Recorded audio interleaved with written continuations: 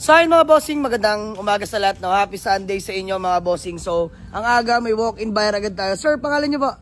O'Neil. Ayan si Boss O'Neil. So actually mga boss, nakarang linggo ko pa siya ka-chat.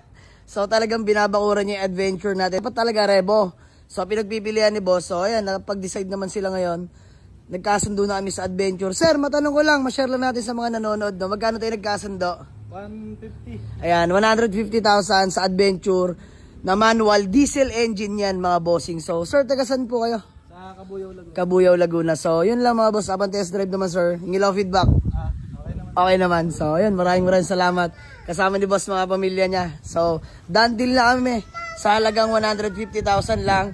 May manual diesel engine ka na adventure mga bossing. So budget meal lang to, pero maayos na maayos yan mga boss. So alam nyo naman, pag diesel engine mga bossing, no, may value talaga pagdating sa adventure. So done deal, 150,000 lang, bariyahan lang mga boss. Mahalaga pas moving. Sold na mga boss.